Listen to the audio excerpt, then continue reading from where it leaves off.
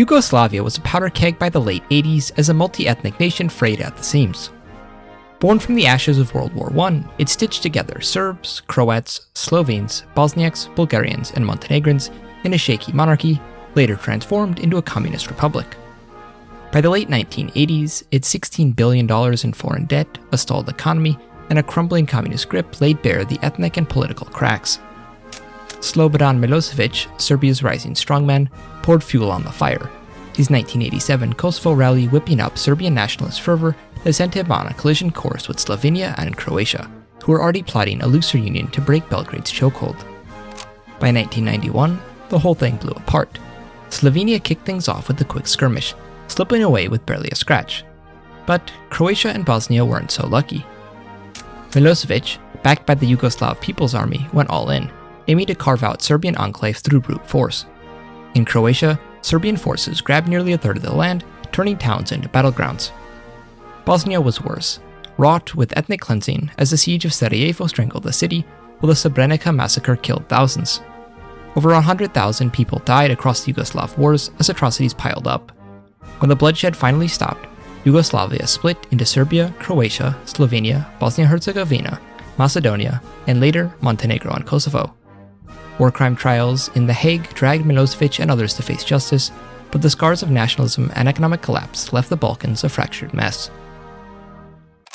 Hey, rewriting history here. Once you finish watching this masterpiece, make sure to check out my channel for another video on Yugoslavia, where I explore what if Bulgaria joined them after the Second World War. I hope to see you there. Please subscribe to the channel. I'm trying to get to 70,000 subs by the end of July. Gotta keep it growing to keep it going. If you'd like to take it a step further, you can also support me on Patreon, where you'll get ad-free viewing, all the maps from the videos, and other exclusive content. Thanks so much. Now, back into the video. History was forever changed here, as Milosevic's plan to ignite the nationalist firestorm crashed and burned in April 1987.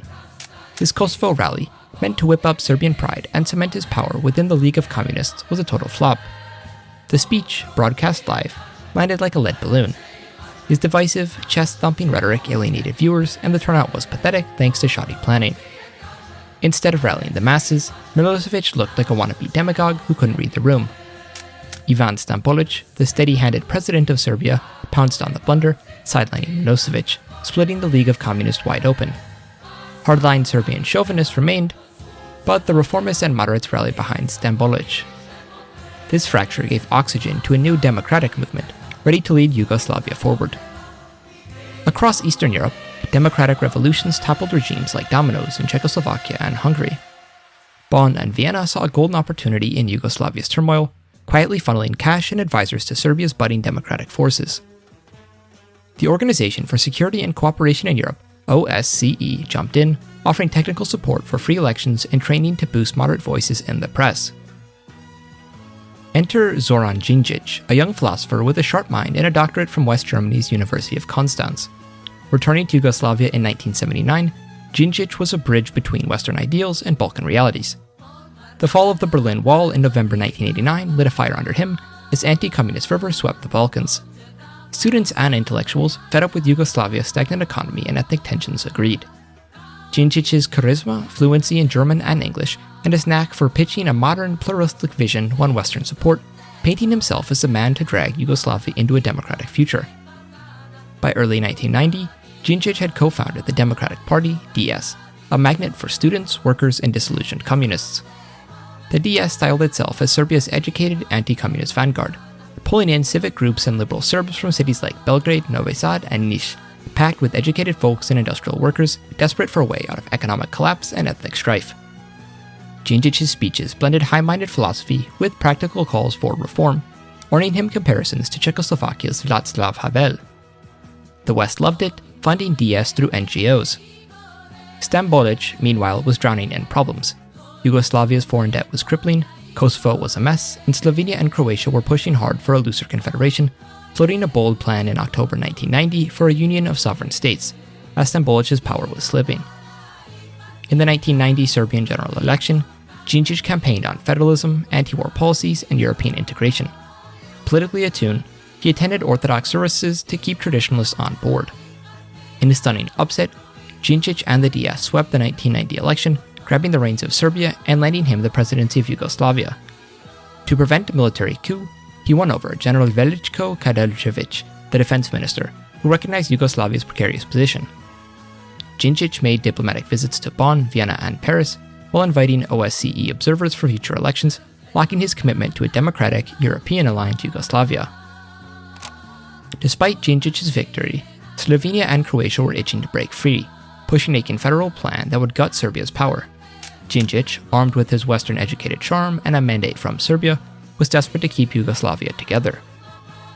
He worked hard within the Slovene proposal, pitching a loose union where the republics called their own shots, but stayed linked together under a single state internationally recognized. Slovenia and Croatia's joint proposal laid it out plainly, a confederation of sovereign republics, each running foreign policy, taxes, the works, united by a flimsy administrative council rotating between Ljubljana, Zagreb, and Belgrade. Slovenia wanted no central government, no federal parliament, just a treaty-based setup for trade, transport, and splitting Yugoslavia's debt. Croatia leaned the same way, wary of Serbia. Gingich knew that he had to ease their fears while keeping Serbia's pride intact. His liberal reputation gave him sway in the West, where leaders saw him as the key to stabilizing the Balkans. In January 1991, Gingich went to Ljubljana and Zagreb with a posse of DS allies and OSCE observers. In Ljubljana, he sat down with Milan Kukan and Matej Sunkovic, promising Belgrade was done playing overlord. He backed their call for a stripped-down federal role, pitching a single state to handle debt and trade deals while giving republics near total internal control. Slovenia, worried about their share of the debt, bit on the idea, seeing it as a ticket to Western markets. In Zagreb, Tudjman was a tougher nut to crack, suspicious of any Serbian-led plan. Gingich played to Croatia's wallet, pointing out that its Adriatic tourism cash cow needed open borders with the rest of Yugoslavia, so the shared economy was crucial. To seal the deal, he showed up at a Catholic Mass in Zagreb, a slick move charming Croat traditionalists without veering into nationalist muck.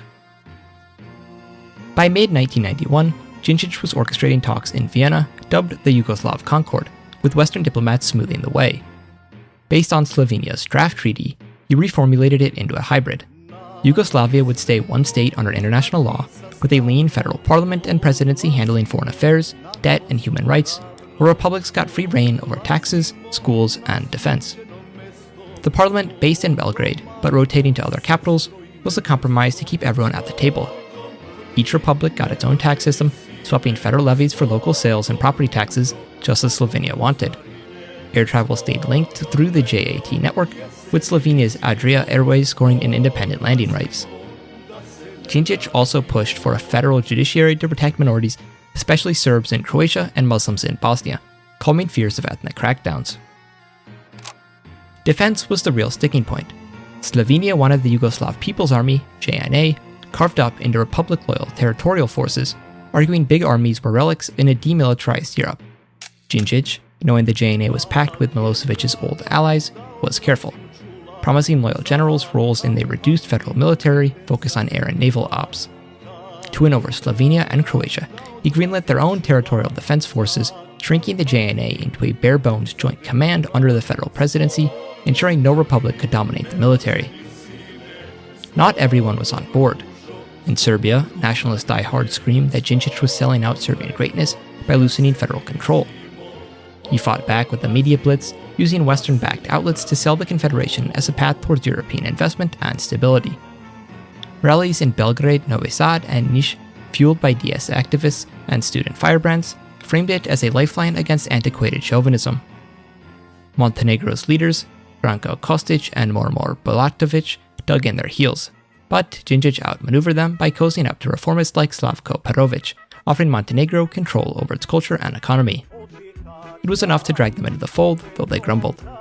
Bosnia and Macedonia, less decisive, jumped on board after Gingich dangled Western investments and trade perks, especially through the European community's promise of associate membership once they sorted themselves out. The Concord Agreement was agreed to on June 12, 1992, birthing the Confederation of Yugoslavia, with a 100-delegate federal parliament based on population and a rotating presidency.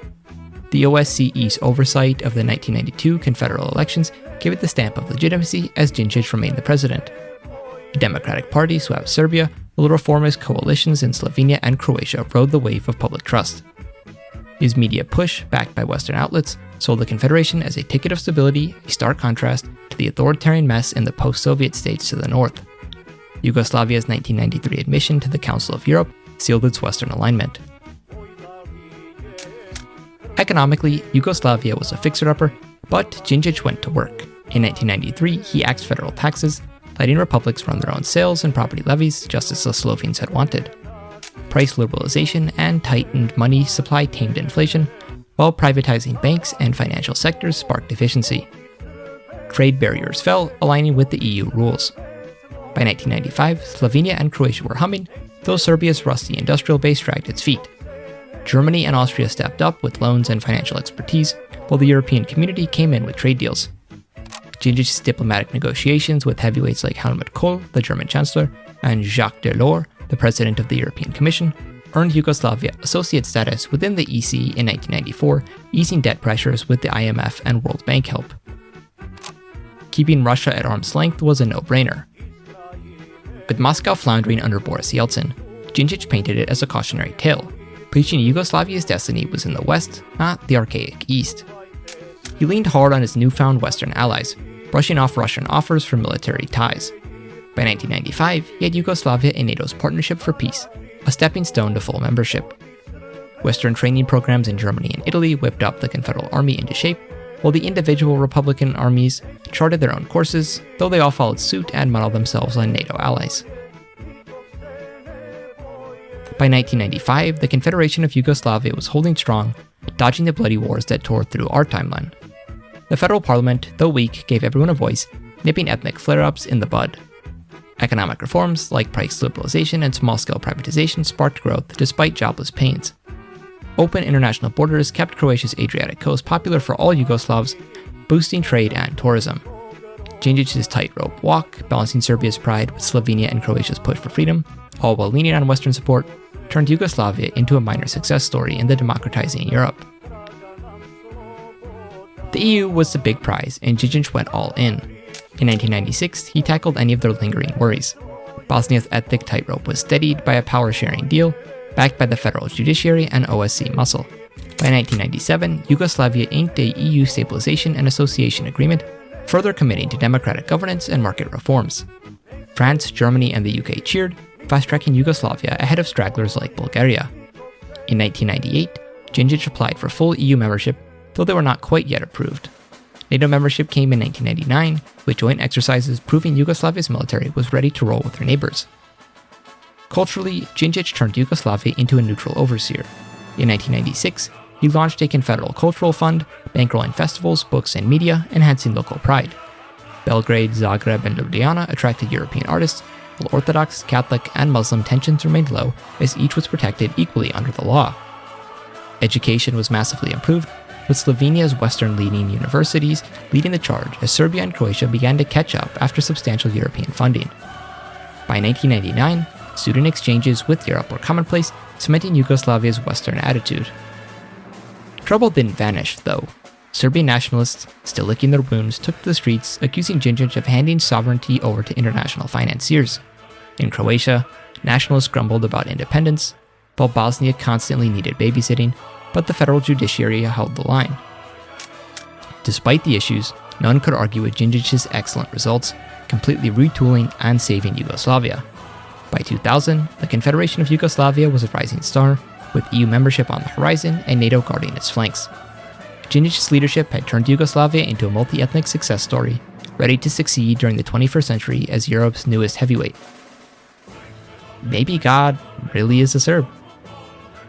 If you enjoyed watching this video on Yugoslavia, click here on my video where I explore what if Bulgaria was added to Yugoslavia after World War II. If you appreciate my work, please like, subscribe, and consider supporting me on Patreon to get ad-free viewing and more. Thanks for sticking around to the end of the video. Goodbye.